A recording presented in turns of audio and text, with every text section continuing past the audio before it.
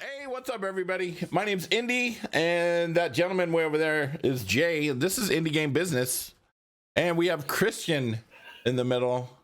And yeah, We're here. we're here. We made It's it. been chaos for the last 2 weeks, but good chaos. So when did we do our last show, Indy? We didn't do one last Friday. We didn't do one this Wednesday because of It was the week before last. the event. So just a quick recap. We had our latest Indie Game Business virtual business event Wednesday and Thursday. So for the last 2 days, and it went really well. I'm very happy. I actually found out this morning that one of the indie studios that participated has already been offered a contract for publishing, and that's like in 24 hours. And so I'm like extremely excited about that. But as a result, everything is like haywire over here on the show side. And then the week before that, we talked about the list of 500 publishers I put on LinkedIn, right? Did we talk about that? Yeah, and then how it blew up. Yeah, 130,000 views and 900 plus requests at the end of the day for that publisher list. And so that week of chaos, put behind this existing week when we had the event, and then I'm on vacation next week. It's been a madhouse. So yeah. Are you doing a staycation, or are you going somewhere? No, we're going somewhere. We're not going far, but we're doing a little road trip around the southeast and going and doing a little bit of hiking and nature seeing, and then a couple aquariums and good things like that. What's hiking? Hiking. It's where you go outside and walk for no apparent reason. It's not like you're going to get something. You just go walk. And yeah, I love it. It's awesome. I need to do more of it, and I don't, but that's life. So Christian, welcome to the show. This is Christian Perez from Far Frontier Studios. Águila Pérez. See, I know, but I can't do that accent. I can't do the. It's Eagle. You can call me Christian Eagle. Yeah, it's. I'll leave that one to you. I can't do that. I can't roll my R's. So you got to deal with the Southern accent, and crucifying the name there. I had reached out to you a couple of weeks ago because I saw you did a presentation up in Seattle on why business is important or business development anyway, is important for indie devs. And I'm like, hey, that's what we talk about.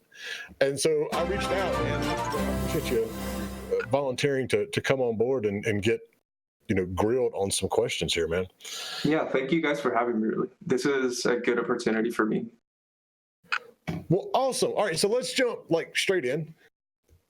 One, we always want to know, how did you find yourself in the industry? How did you get into games? And then, walk us through your career up to this point. Right, so I started back in 2011, 2012. Previously, before that, I used to experiment a little bit with player worlds engines back in the early 2000s, making sprites for very small 2D MMO games. But it was until 2011, 2012 where I actually wanted to become a game developer. And it mainly came from the inspiration of DayZ, and I kind of wanted to build this open world survival horror game, taking the survival elements of DayZ and kind of integrating some psychological horror from Silent Hill. And I went to university, I started studying, and I started learning by myself, and I just kind of got wrapped up into this whole world, got really obsessed with it, and just kept making games and just scaling my way up to the industry. So is Far Frontier the first studio that you've run? Yeah, I've built games before the studio. I built that horror game, multiplayer third-person shooter game, and other small game jam type games. But it wasn't until I got to Oregon, because I lived in Puerto Rico 2 years ago. So I kind of moved over here to kind of expand my career. And it wasn't until I got here that I kind of wanted to get a little bit more serious with my games, kind of make it a little bit more official. So I started the studio, and we're currently working on Mankind Reborn. It's a cyberpunk MMO built in Unreal Engine. And that's pretty much where I'm at with my company. Where are you at in Oregon? In Portland? Yeah, Portland. I'm down in Medford. Ooh, nice. We're just right down the 5 hours away. So, I mean, Christian, that's a huge step. I mean, you move to a new country, and not only a new country, you move to the other side of the new country from Puerto Rico, and just up and decided to start your first studio. So talk a little bit about what you had to do to get that rolling, and just the steps involved with starting a studio. Because I mean, there's those of us who have been doing this for 10, 20 years, and you've been doing this for years. And so in our head, it's like, oh, I started a studio, it's not that big a deal. But for a lot of people that were in, the same situation you were in back in 2011 and 2012, just the thought of starting a studio is mind bending. So how did you go about, doing it, and, establishing it, finding the right people, that sort of stuff, day one? Yeah, so right off the bat, it was a pretty scary experience. I mean, the thing before all this, so I moved from Puerto Rico after Hurricane Maria. So pretty much I had nothing to do. Like, after the hurricane, there was no power. We were without power for 30 days or so, or even more. And I just wanted to get out and just try to keep working hard on my game. So I've already had past experiences with many startups in Puerto Rico. Around 2 or 3, I worked also in the educational side of things. Like, I wanted to be a professor. So I kind of had that experience as well. I kind of teach on the side, had some gigs with a university that I was in. And all of that kind of gave me like a very sour taste in my mouth, because it was always other people in charge handling things, and we couldn't achieve the result that I really wanted. So I kind of just stepped up, and I wanted to be the person in charge of the games and the entire operation. So that's kind of where I got my inspiration from. And it's like I mentioned before, it's really scary. I never actually saw myself in this position. I never thought I would be in this position a couple of years ago, because honestly, I just wanted to make games. And just from making games, I eventually started scaling up to where I'm at right now. And it's kind of like a whole new different side of game development that I really didn't know. Because I'm primarily a gameplay programmer, I kind of focus more on inside the engine and maybe the programming software, but that's about it. But then when I wanted to make this game, the Cyberpunk game, obviously you kind of reach that point where so I kind of need to start scaling up and get more like people involved, get more business stuff involved. And from there on, like all that trial and error, you kind of start picking up things that I wasn't really exposed to before. And it's very challenging, man. I mean, I'm not a business person. I kind of got into it just through the motion of doing things. And it's been going pretty well. I've been doing over 2 years so far as a self-sufficient indie developer. So I've been working my ass off remotely, and that's how I make my living. And I also have like other sources of income, the Unreal Marketplace and other like mentoring gigs and stuff on the side. And from there on, I can actually sustain the operations that I'm running, because it's not what we're building is not a single player game. It's obviously MMO game, so there's a lot of more overhead costs, which is monthly. So I got to pay for servers, I got to pay for different contractors, I got to pay for the services that we're using for the game. So it's just a lot of things, man. It's really challenging. I like it. I mean, it's fun. It's not exactly what I like, because really, honestly, I just like sitting down and writing code and building gameplay systems. That's kind of what I like the most. But I have to also do the other things, and I'm hoping when I get a little bit older, I have enough like people to just delegate all those tasks and just focus on what I really like doing the most, which is building games. So I'll tell you this, as somebody who has always worked in a small business and is now on my second startup, once you take that step that you took and say, I'm going to start this and do this on my own, it gets a lot easier. The next time it's not nearly as scary and intimidating, because it is scary. And I mean, I agree with you. I've been doing this a long time, but taking that step and walking away from, real jobs with real paychecks that are steady to running a studio or, in my case, running a consulting firm or whatever, it's a big step and it can be scary. So what were some of the things that took you by surprise? You said you weren't prepared for, everything involved.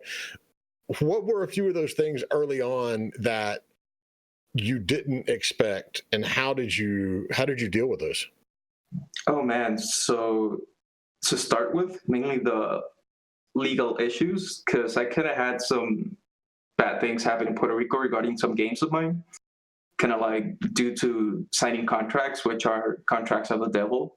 I kind of signed away the rights of 2 of my games just to get a job, and then other things. So I kind of had that like startup / legal issues experience back in Puerto Rico like 2 years ago, and I kind of like opened my eyes when it comes to like the real things that happen in game development. That's not just the game itself, it's all the surrounding things around it. And my first experience was with the legal issues, so I kind of lost 2 games back in Puerto Rico, and that kind of made me a little bit tougher when it comes to signing contracts and like having everything on paper.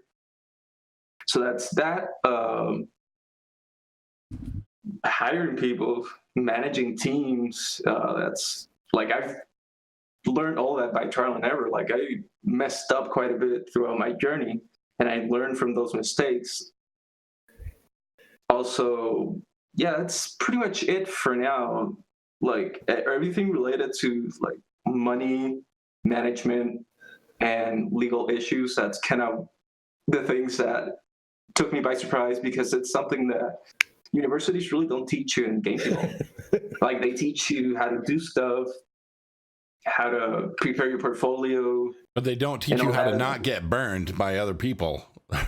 Yeah, like they don't teach you how to properly sign contracts. They don't teach you how to handle other people's like different, like you can have many people in the same discipline like modelers, but they don't teach you how to handle different perspectives. And like there's a bunch of things that universities really don't teach you, and you cannot just pick the things up during the motion. All right, we got a question from Rhino Punch right here, and that is, looking back, what's one mistake you think impacted you the most, and how it changed how you do business? How did it change how you do business? Yeah, the legal issues, trusting people to way too much.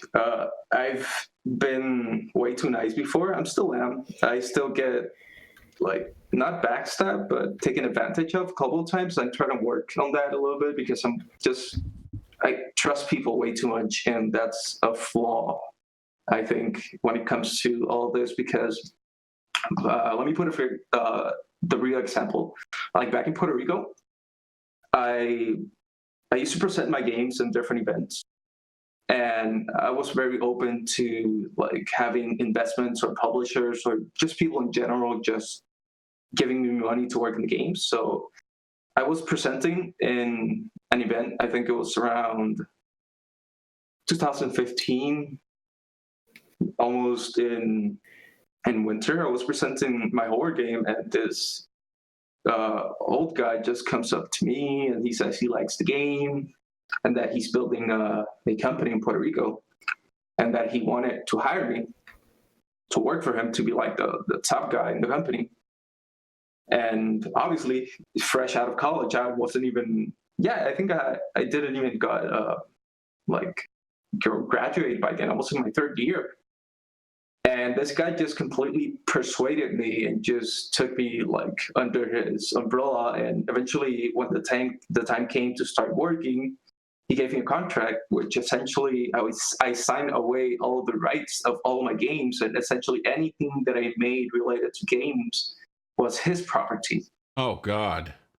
So Ouch. yeah, and then That happens a lot. That's just fucking that's just straight up preying on somebody.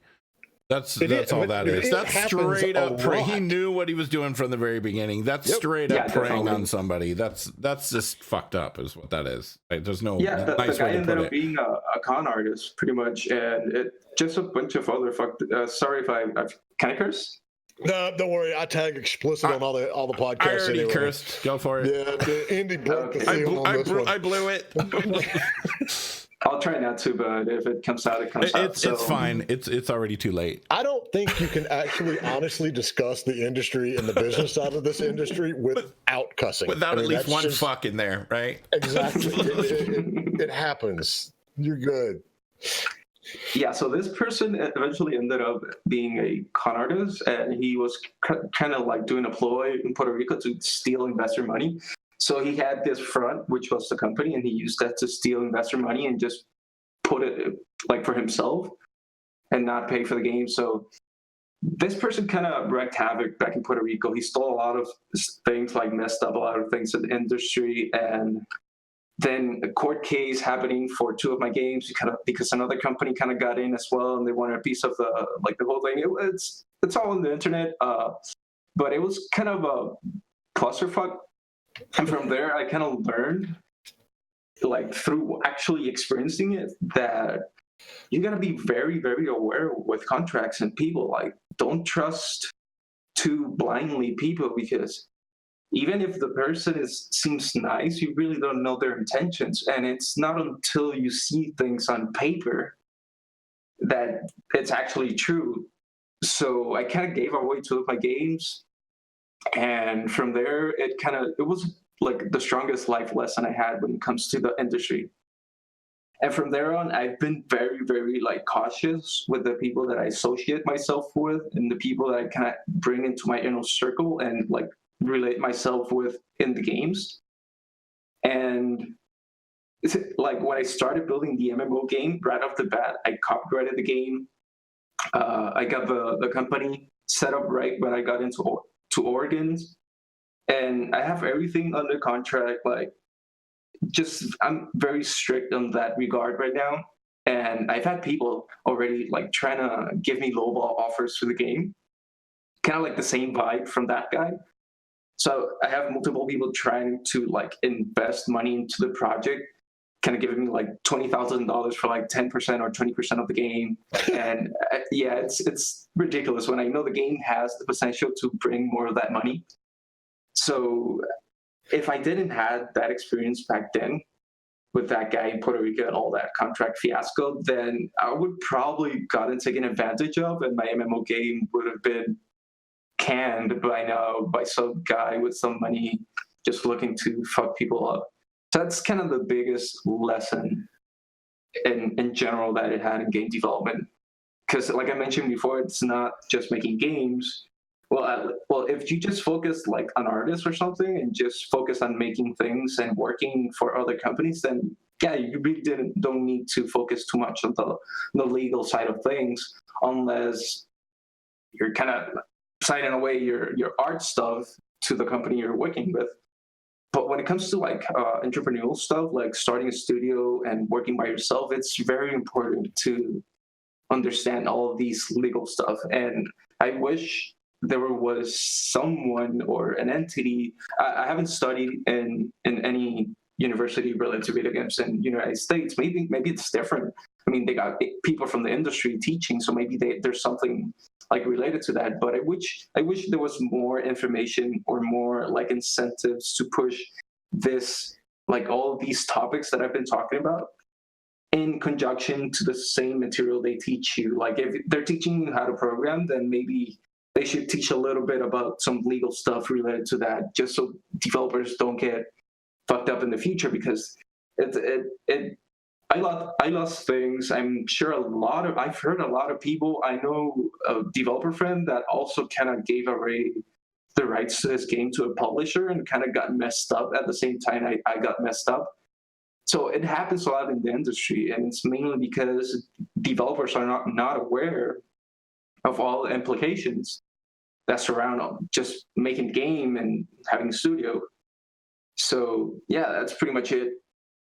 It's something that it's literally, Christian, that is the exact reason we started this show, because I look around and I see all of the colleges and programs that offer you degrees in coding and concept art and producing, and none of them teach business. And that's exactly my point.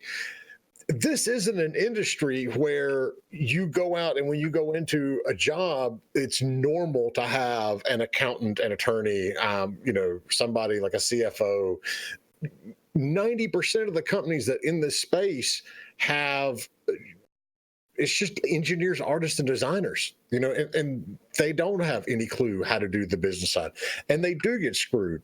And a lot of it is, and I see this time and time again, and I see this even with companies and people that I deal with. Even if you've worked with somebody for years, and even if they're a friend or a family member, you can't skip the contract phase. You have to have it. And, what I tell people is you don't sign a contract for the times when things are going well. You sign that contract for the times when things aren't. And, you have to be prepared for it, and you have to have these steps in place, because unfortunately, what you just described happens all the time. I mean, I see it happen at every show that I go to. There'll be somebody walking around wanting somebody on the show floor to sign a contract for publishing. And a lot of indie devs are, so excited that someone appreciates their game and they like it, that they'll do it. And they shouldn't. And it's one of those things that's, frustrating to me as well. I can sympathize, and that's why we do this. Yeah, I've been reading the chat on Twitch, and oh man, university. I had so the university back in Puerto Rico. It's kind of like this Full Sail type of university where pretty much everyone in the country goes there if they want to take video games. It's like the only one. And man, to be completely honest, most of the people, I never ended up graduating from university because by my I have an English literature degree, Christian, so it's not like graduating does you that much good. So it's so by my third year, I was already working on a startup and working also in the university on some private projects. And by my fourth year, my last year, I was pretty much a full-blown full-time indie dev. And so I couldn't finish studying. But all the people that studied with me, man, like if you just go through the university course without like putting your own personal time into it, like you're not going anywhere. Like most of the people that graduated that studied with me, man, they don't have jobs. Like I really haven't seen anyone. I don't want to sound like too big, but I really haven't seen anyone even just like build something similar to what I've done in the past couple of years. And it's kind of concerning me because like the whole industry back in Puerto Rico, it's like on its infancy stage, and there's a lot of like recent movement from the government and all that. But the thing is that nobody really knows how things work exactly, because the things that university teaches you, it's pretty much this. So the professors, they just obviously watch online courses, and from there on, they kind of create their syllabus. So they're kind of just regurgitating information that they learn, and they just pass it on to you. But it's kind of like this basic information that you can pick up on YouTube. Like I literally learned more in a weekend. Like I went through the entire course of my basic modeling classes in a weekend, when it was 3 months of the entire course. So the people that come out of these universities, the skill that they have is it's like they don't prepare you for anything.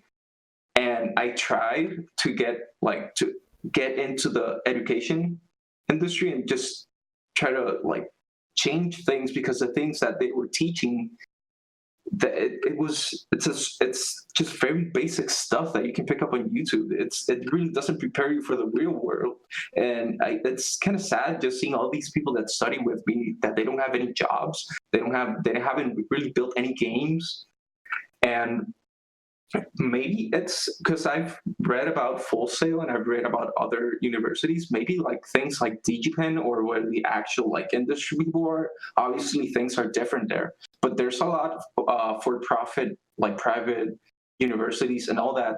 That essentially they just sell dreams to people.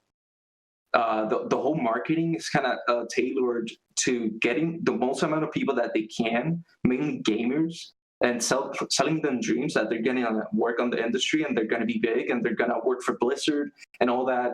And it's pathetic, man. And even on my university, like I wanted to make some incentives to like create workshops and like private things, like after the actual classes, like try to get more things involved instead of just a regular curriculum. And I couldn't even do that. I couldn't even, like, they pretty much denied all of the things, and they just want to make the most money possible. They really don't care about the results. As long as people graduate and they have the diploma, that's kind of their success story. And I think that it's true with a lot of universities.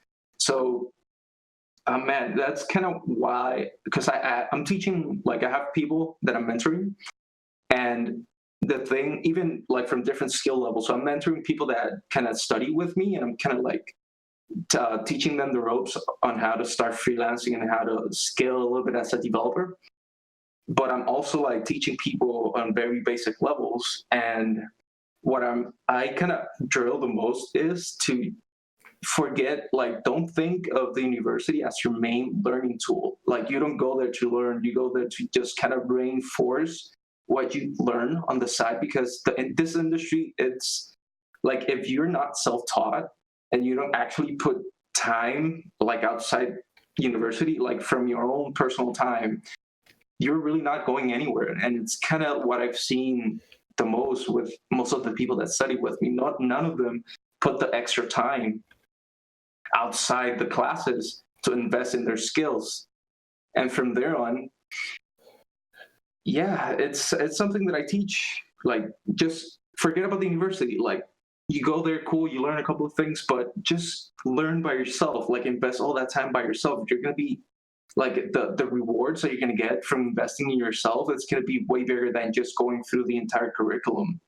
And yeah, man, it's really concerning. That's why I'm getting more into this whole like consulting, mentoring stuff, because I've got my success, but I really want to give back. I want to like show people the right way to kind of get through their careers in this industry. Because maybe you want to work in AAA, maybe you want to work as a freelancer, maybe you want to start your studio. Like, there's different paths, but all of them kind of come from the same place. Like, you got to put time, like your own personal time, invest into it, get better, like grow yourself up. Like, don't depend on external things to do that for you. And that's where most of the people fail. That's where most of the people fail. Go through the university, get good, and land a job at Blizzard.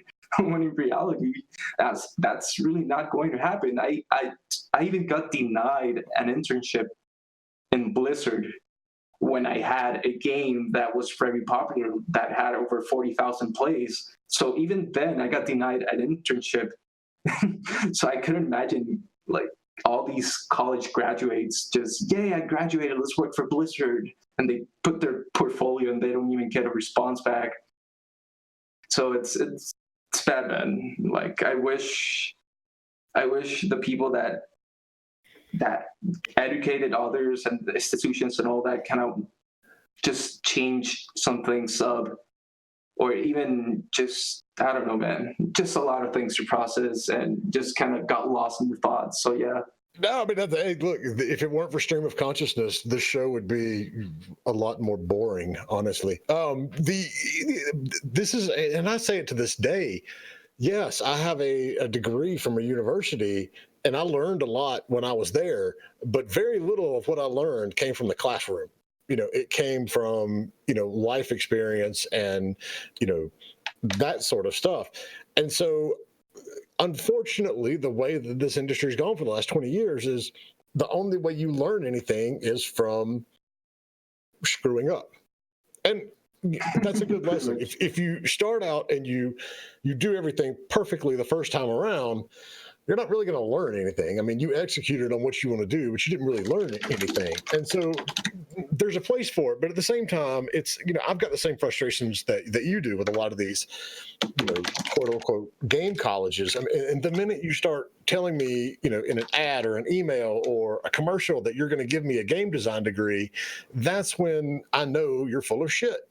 I mean, you can teach somebody the principles of game design, but these kids coming out of college and going and paying all this money to go to these universities, they don't realize that walking out of it with a piece of paper that says you're a game designer means nothing if you haven't shipped games that you designed. And so it's frustrating for me too. And we're seeing some, movement on that, but it's not fast enough in my opinion. So yeah, it's just gonna keep getting worse. I mean, more and more people are coming out like reaching the point to go to college and to start getting into the workforce.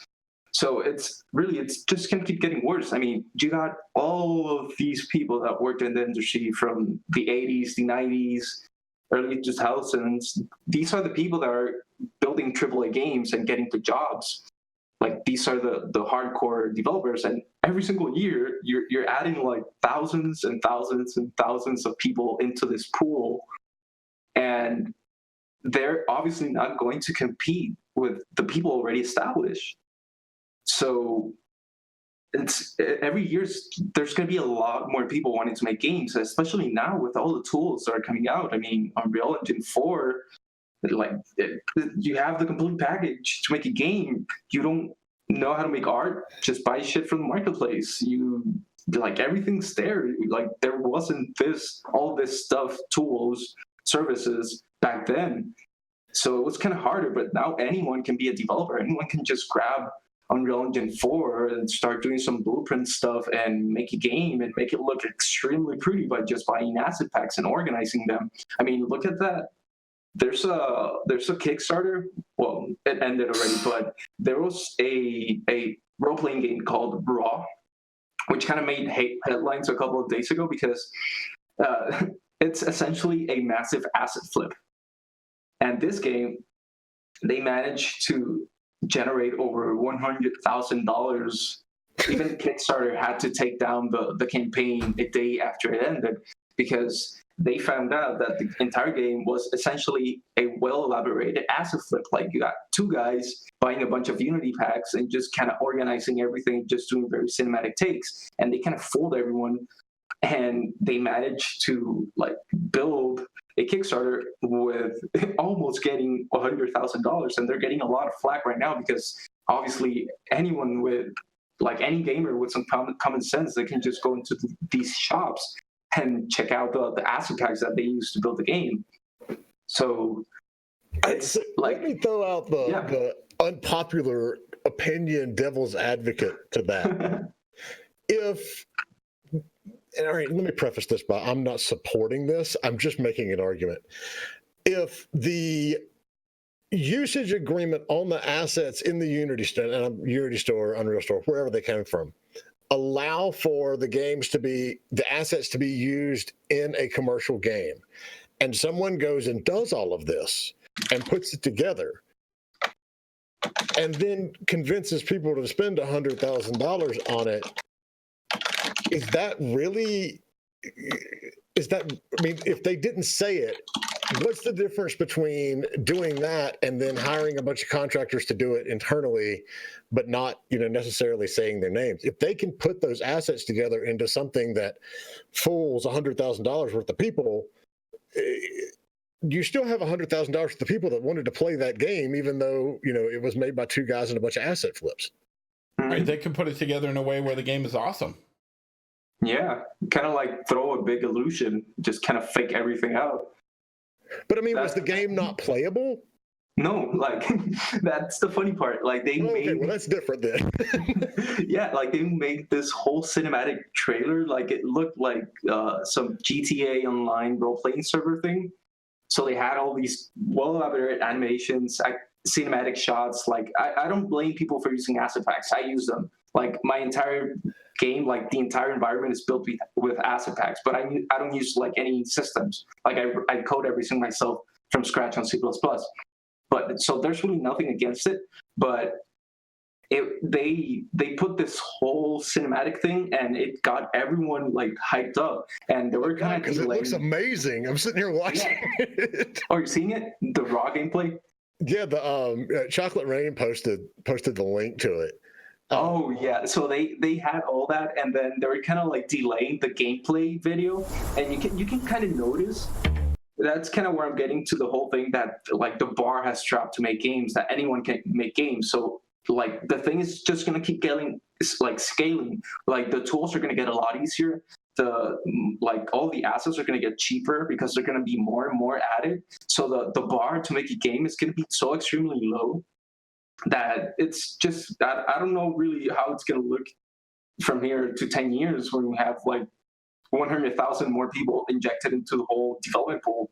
But it's going to be crazy. But yeah, the game, they were kind of like delaying the gameplay video because obviously they knew that they really didn't have any gameplay to show. It's just a bunch of like animations and it is. It's a bunch of pre-rendered scenes that frankly look amazing. Yeah, it totally looks like something that I would love to role play in.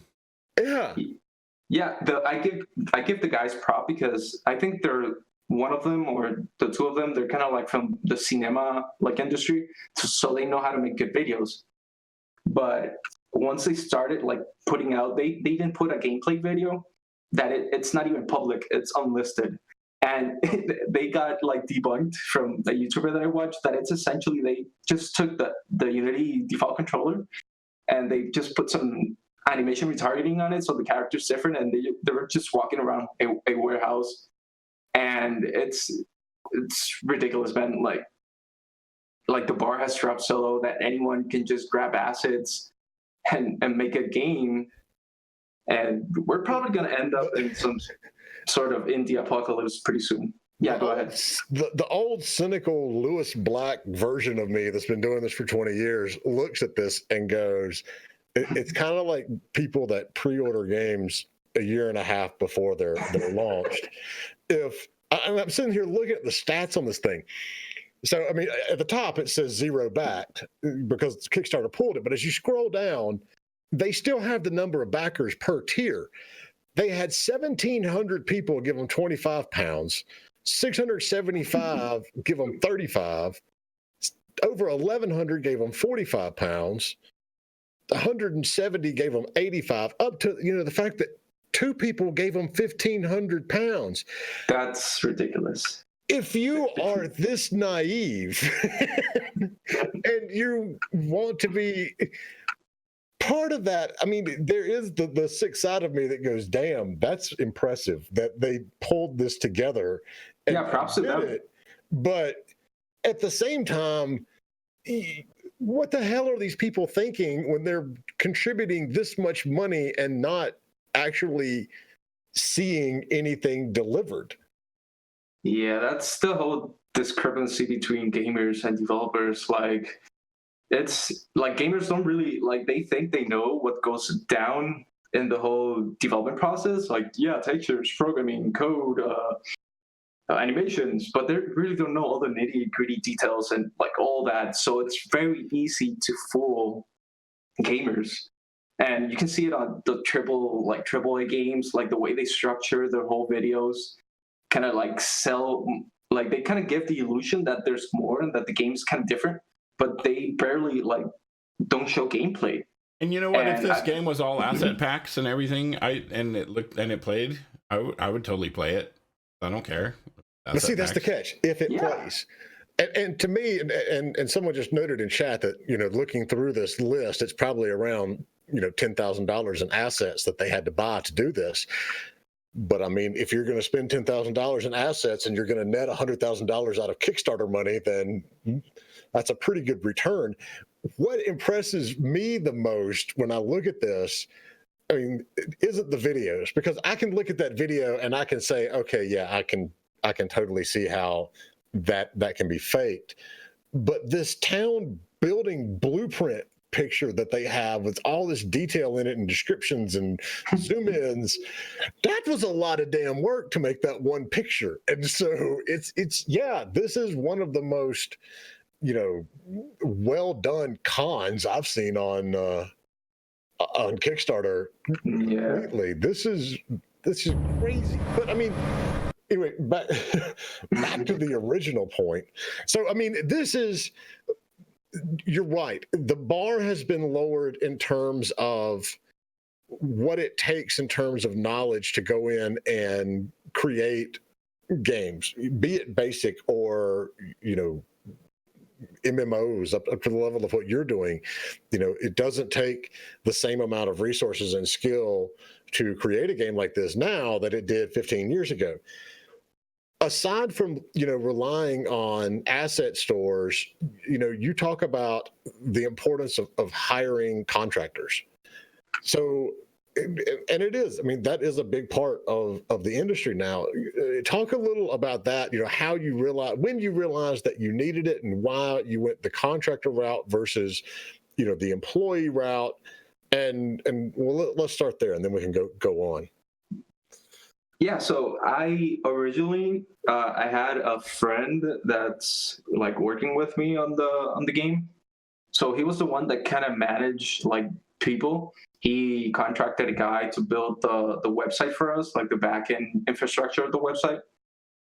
But then I figured, like, shit, I need control of this. Like, I want to start getting involved in this. So I went in Upwork, which is the website that I use. Because like I mentioned before, I don't come from a business background. I don't enjoy this whole process thing. It's something that I have to do. So I really wanted to start getting more custom stuff into the game because the money that was coming in was quite a bit. Like we redid our entire donation system. So we hired a guy from Madagascar for $10 an hour, but the dude's really good. Like he's insanely good, and he built out this like mini version of the Star Citizen donation system. So we have everything automated on the website. Just gonna go through it quick so you kind of get the gist of it.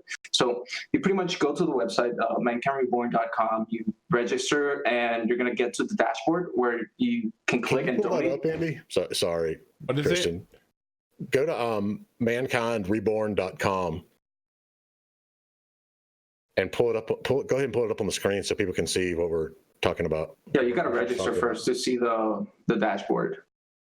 Oh. I have a picture on the presentation that I gave you, like around the mid section. I have a picture of how it looks. Yeah, but I didn't give that to Andy. Hold on a second. Sure, no worries. Vicious lady with a baby in a stroller is attacking the house. So the dog had to go nuts. Andy, I'll share this over to you.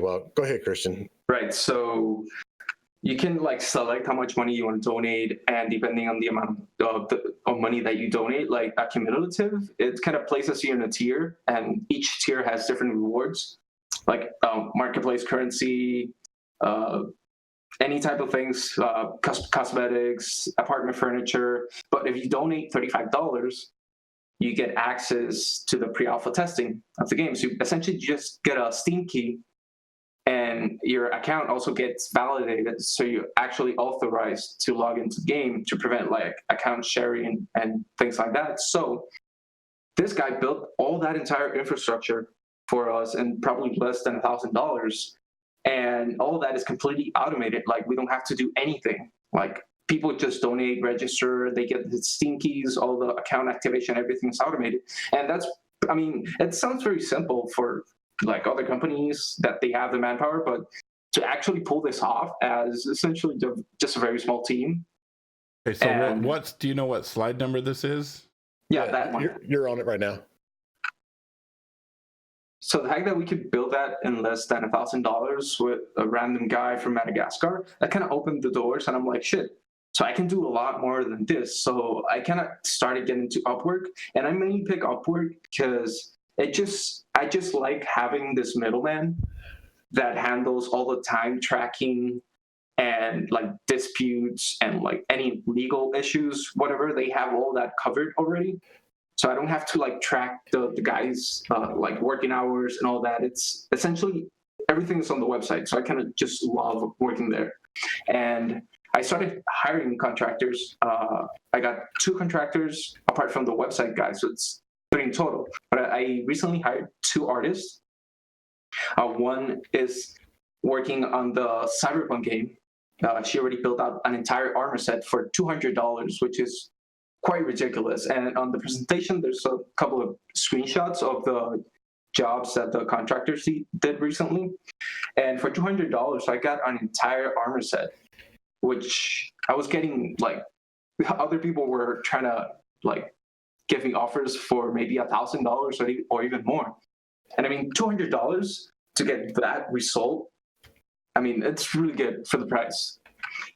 So I got that chick working on the like different armor sets and art stuff for the Cyberpunk game, and then I have another guy working on building the entire art. Like I'm literally outsourcing the art for another game, like a smaller game, the prototype that I'm building on the side, which is there also like the top-down cartoony looking game.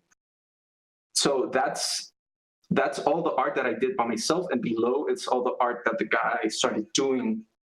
And it's ridiculous, the fact that I can just pay someone I'm paying him $5 an hour just to build all that, and he's from Ukraine. And the work that he did, it's ridiculous, man. I'm mind boggled that I can just offer someone $5 and just build the entire game art side for me. And when the time comes, I'm gonna jump in and start working on the game. So that's where I started jumping into this whole contracting, hiring people. I want to just keep it contractors. Just the less overhead, the less stress I can get from the whole business side of things, the better. Because at the same time that I'm doing all that and the whole higher level thing of the company, I'm also the only developer working on the game. The only person inside of the engine, pretty much. So I have to write all the programming stuff for the MMO. I have to do all the level design. I have to essentially do everything, all the developer ops stuff, like the automation builds, all that. I have to do all that by myself. So the least amount of work I can do outside of that, the better, because that lets me focus more on my strengths. And that's kind of where I'm going to with the whole contracting. Since I work full time for another company. I'm the lead programmer, game programmer for 8 Secret Studios, and we're kind of building some like cool as spaceship / FPS hybrid. So that's kind of my main source of income. And from there on, I just kind of invest into my projects from there on. And I'm starting, like I have the capital right now for my full-time job and my other like side gigs to get enough like capital to start delegating more work. And I'm looking to start hiring like a 4th artist for my game as well.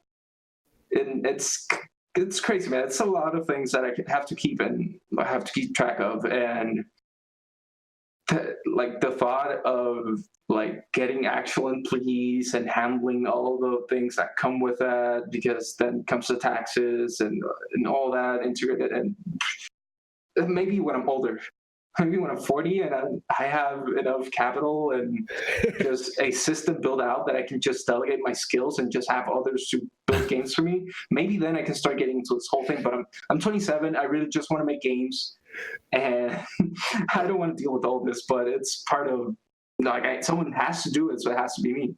I don't want to burst your bubble, Christian, and shoot your dreams down or anything, but I'm 42. I still don't like doing the corporate side of my company. It's and I'm the biz dev guy. It's like I just want to work here. So I guess it's like you're the boss. You have to make this decision, and I'm like, I don't want to. I didn't start this 9 years ago so I could be the boss. I started this because I didn't want to get a real job, and Yeah, so I think it's universal because my boss also told me the same thing. He's like, I just want to make games, man. And I'm like, I want to make games too. But then he has to worry about all the like handling all his employees. Oh, it And gets that level of stress. You have a level of stress as a startup in the fact that if I don't get my work done, my family doesn't get to eat. And that level just goes up like a hockey stick the minute you start adding employees, because then it's, oh, I got to get shit done because now I have like 3 or 4 families that aren't going to be able to eat if I don't get, these things done. So the stress is always there, and I'd love to sit back and tell you that, yeah, you can just make games, but that desire that everyone has is why we see a lot of people in this industry go through a very predictable cycle of, I'm an indie dev. Okay, wait, I want to get I don't want to have to manage all this stuff. So I'm just going to go, work for a AAA studio and be a level designer or an engineer or, a concept artist or whatever. And then they do that for 2 or 3, 4 years. And they're like, oh man, the corporate grind. And, I'm just a cog in the wheel. I want to go back to making indie games. And people do that constantly. And, but it's good that happens, because you learn new skills in every bit of it. And so I tell people all the time, especially a lot of gamers, and I'm watching E3 press conferences and all this stuff, and the minute they show something that's mobile or casual, it's just a whole bunch of hate in the chat, and or an indie game, because all these people wanted to see was Call of Duty 4 and Forza 15 or whichever Forza we're on now. And it's hard. I'm sitting over here on my screen going, you people don't understand that if we don't have a healthy indie market, mobile market, casual market, all of these things that aren't AAA core games, then that section is going to get stagnant, because it's the innovation and the new stuff and the experimental stuff that comes from indie development that it gradually works its way into AAA development. And it's a lot of the systems and organization and production pipelines and the quote unquote professional stuff from AAA studios that gets filtered back into that indie market when the people there go, okay, I'm tired of being, employee number 512.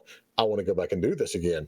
So long story short, it doesn't really get a lot easier, but you get better at dealing with it. I'll say that. Man, I completely agree with what you said. The AAA market and the indie market, they complement and they kind of feed off each other, because on the AAA side, you kind of have this like playing it safe games that essentially just recycle the same winning formula over and over. So that's kind of like your safe bet. Like it's kind of like superhero movies, kind of what to expect, and they kind of follow the same trope. So they need to be there, and then the indies are kind of like exploring and kind of innovating, and kind of like the same spirit that the industry had years ago when it was like during its infancy, where you kind of see more like innovative things coming out. And it's bleeding a lot more. We're seeing more in indie games, like the quality scale is kind of improving. That's kind of where the AA term comes in. We're seeing a lot of these indie games that are kind of like pushing and kind of rather competing with AAA games. And it's very impressive. And I wanted to work for AAA, but then I kind of just enjoyed, because I'm very ambitious, I'm very entrepreneurial. I kind of discovered that late through the whole process of going through the whole development stuff. But I kind of like doing my own things. I'm very ambitious. Like I want to create my own experiences, like something unique, something that's not recycling things that are available in the market. So that's kind of my main catalyst to be indie. I mean, I have the skills to work for a AAA company, but I really don't see myself working for Epic or any big company and just being, like you said, another cock in the wheel. Just going to office, working 8 hours, coming back, and just repeating that same motion. And you're essentially another dispensable employee. Like they can replace you instantly. Yeah. And my favorite people that get on, and especially in the last couple of years, that jump on these streams and want to bitch about, indie games are the ones that play PUBG, Fortnite, and Apex Legends, and then they want to complain about the indie market. And I'm like, that whole genre that you're playing came from the indie market. Yeah. It's that's pretty, like, all that evolution of the battle royale was pretty cool, because I remember all of it. Like, it started back in Minecraft, or even I think there was some sort of battle royale element to a really old Metal Gear game. I think the first Metal Gear Online or the second one, not sure where. But to see the whole like progression of that, and because I'm kind of aware of the trends right now. Back then, I couldn't really see them, but you kind of saw like Minecraft, and then started coming like more survival type games. Then came DC, which then from there on things kind of kept evolving to eventually reach the whole battle royale thing, which it kind of, battle royale is essentially a survival game, but you stripped out like the survival aspects of it and the persistent. So it's kind of like a match-based survival game. Yeah. Where essentially everything's, well, yeah, the whole battle royale thing. But I kind of saw that whole like evolution, and it's very impressive. And I'm kind of seeing like I'm seeing multiple trends. For example, I'm seeing that like auto chess trend right now that's kind of blowing up. I really don't know that much, but I just kind of see it from afar. And I think it started with Dota 2, and eventually it evolved into an actual game. And I think like people are starting to invest a lot into it, and probably going to see a lot more of those auto chess type games.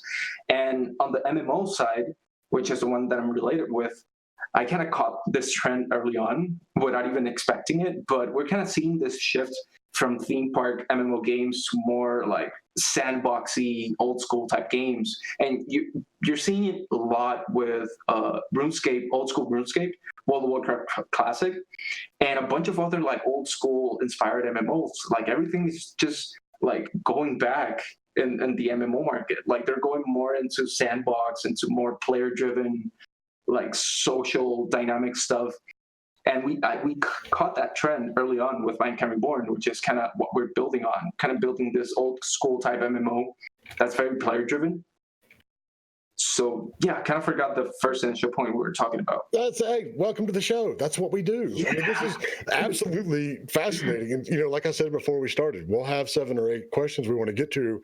But so far we've been going for an hour, and I think we've hit like 4 of the questions, because it's these conversations that we spur along the way. And so I want to take a quick second to satisfy my own curiosity and ask you or Indy or someone who knows. I have seen all of this stuff about auto chess, and I have watched a couple of people play it on Twitch. What is because now we're going to get to the point where there's going to be 5 billion auto chess games. There already are. What is the one that I need to download and play? I don't know. I think it's a mod for Dota, or I think there's an actual standalone game, the auto chess or something tactics. I don't know anything about it. I don't know what's the thing. I know it's like what I'm thinking without even looking at Google. I think it's just like this mobile type game with chess that like every piece has, I don't know, special abilities. But they don't. But they all turn and fight in a big melee. It's Oh, so it's literally just chess. Yeah, but it's not. That's the thing.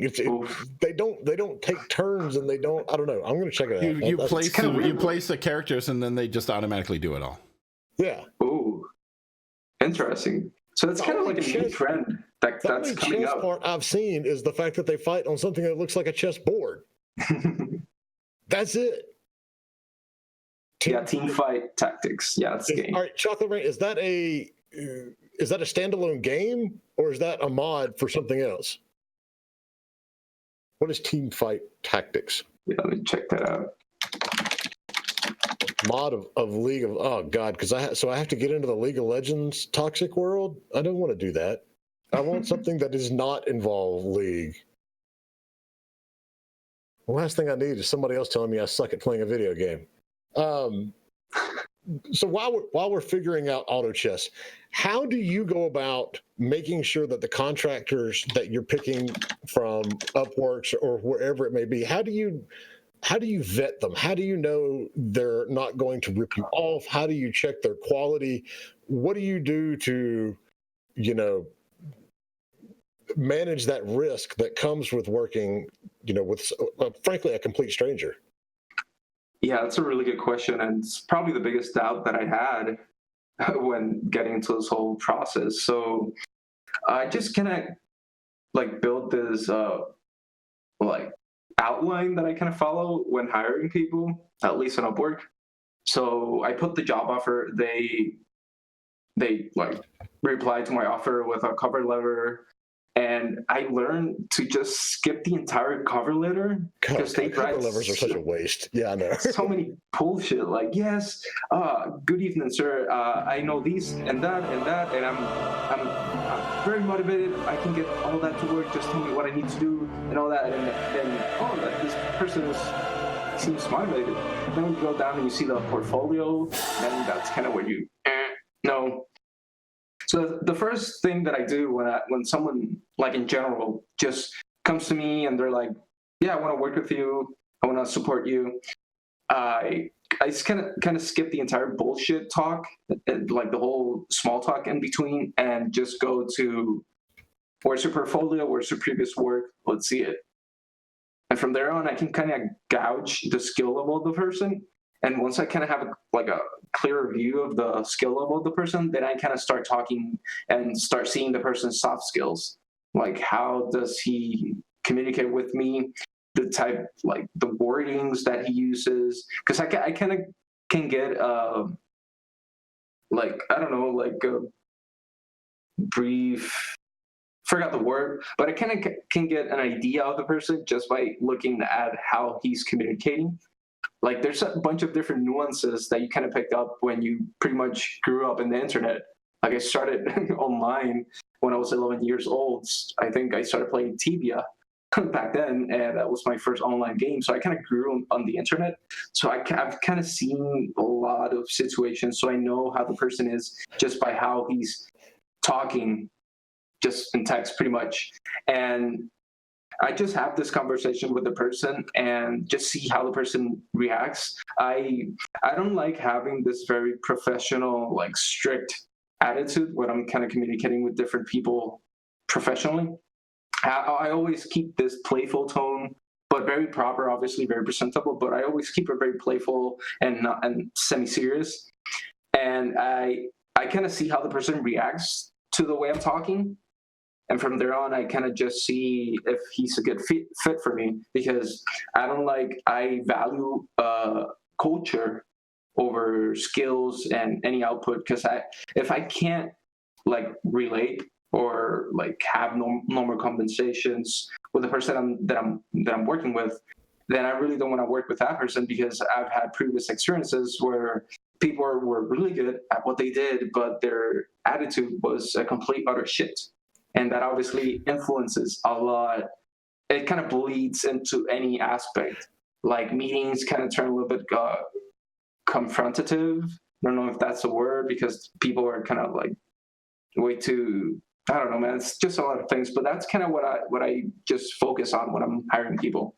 I skip the first initial introduction. I kind of glance over it just to see the background of the person, but I just focus on their work, see if the person has a skill level. And then I just chat with the person and see how developed his soft skills are, if he's actually motivated for the project, if he's into it, or if he's just wanting to get some money and that's it.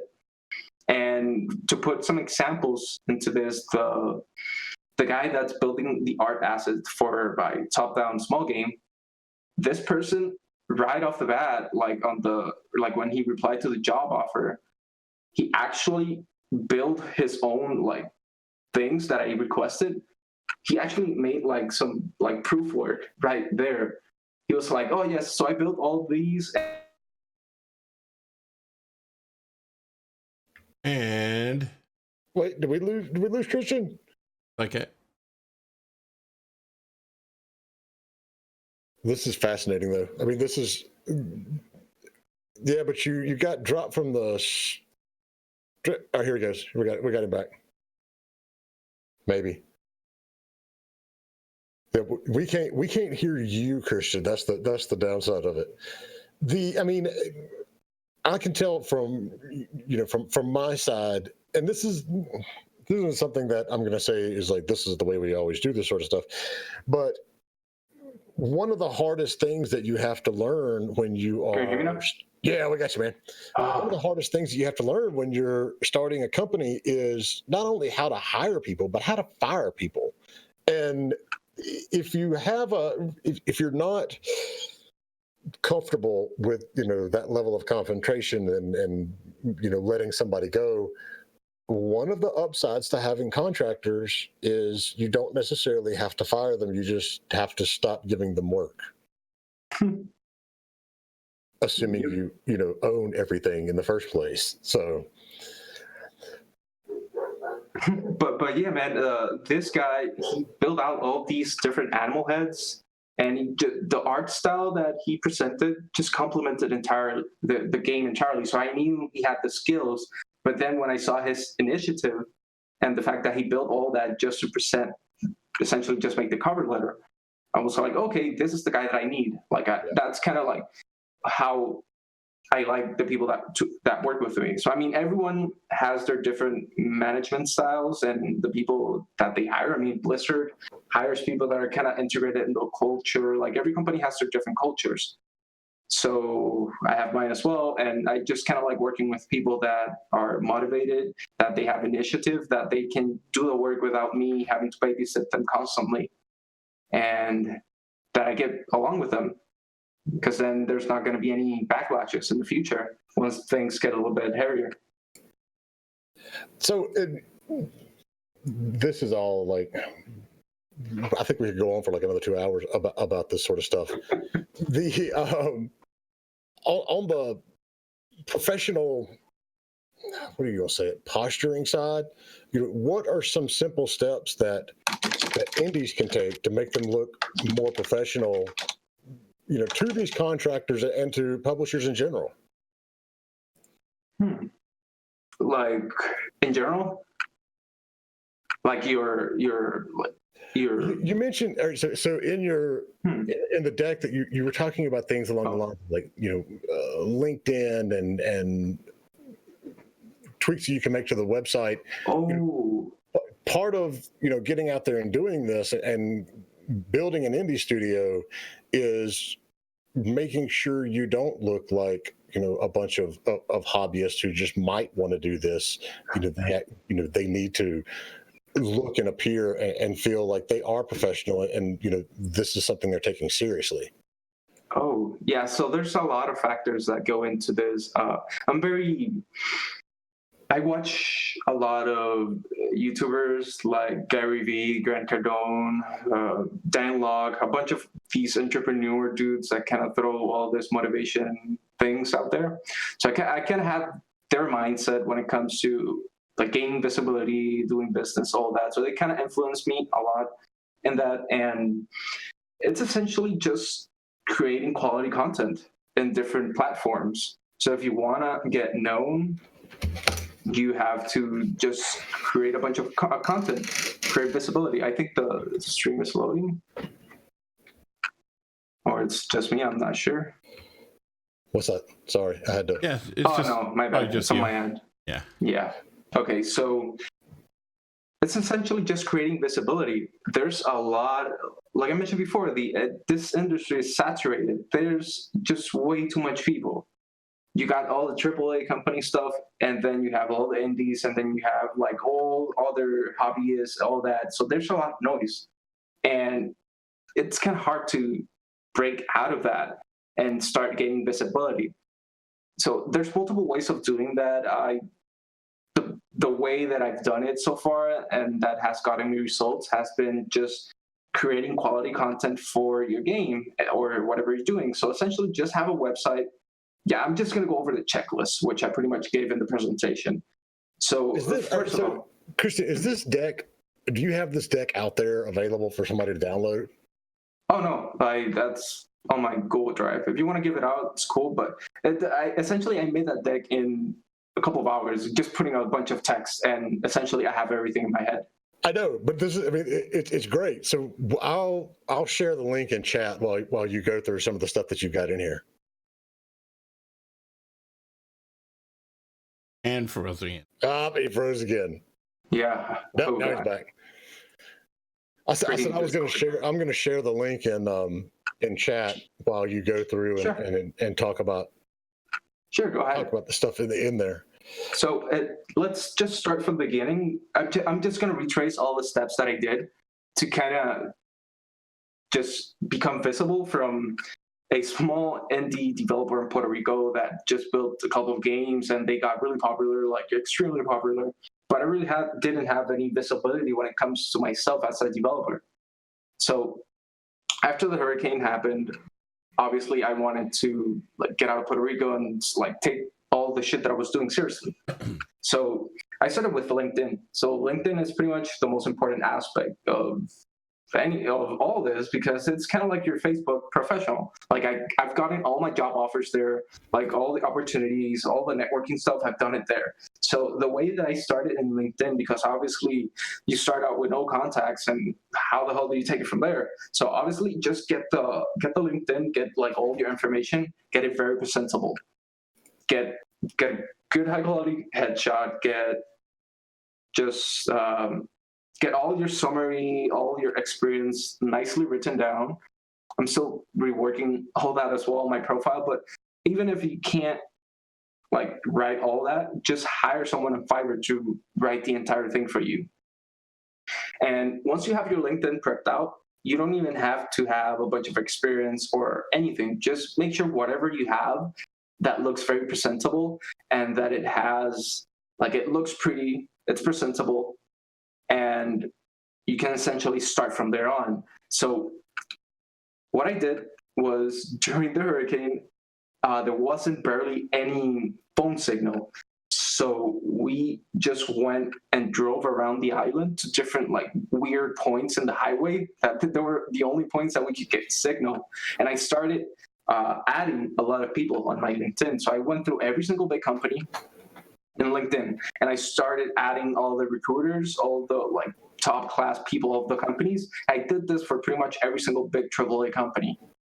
And I ended up with like 1,000 connections in a few weeks or months or so.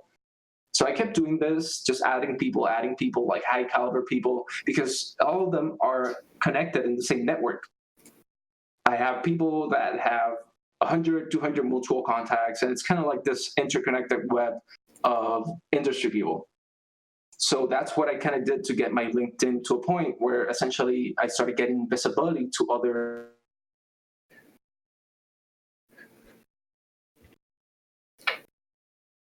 We lost him again.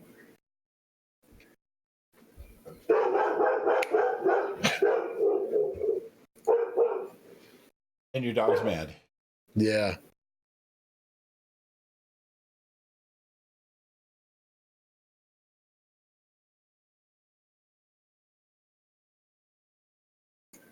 Well, we might have to do a to be continued here. I think that might be a good choice. All right.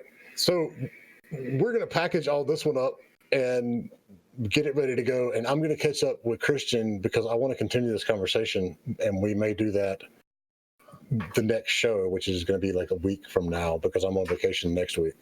But I mean, this is fantastic. And what I'll say is, if you're sitting somewhere in Vancouver or Austin or Seattle and you think that you've got a tough road ahead of you to starting an indie studio, you know, here's a guy that did it from Puerto Rico right after the hurricane.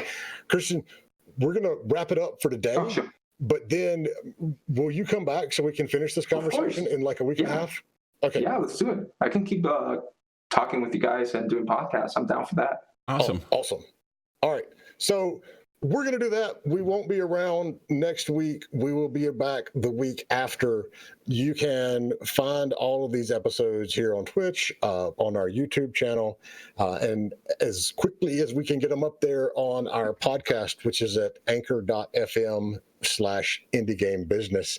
The last big thing, if you're out there, you're trying to find a publisher, you need to know where to start, go to our website at www.powellgroup.consulting.com/publisher-list. And you can download our list of 500 plus publishers in the industry with websites and, what platform they release on and all that kind of good stuff. So that's it for me. Andy? Yeah. No, thank you guys so much for tuning in. We'll get this up as soon as possible.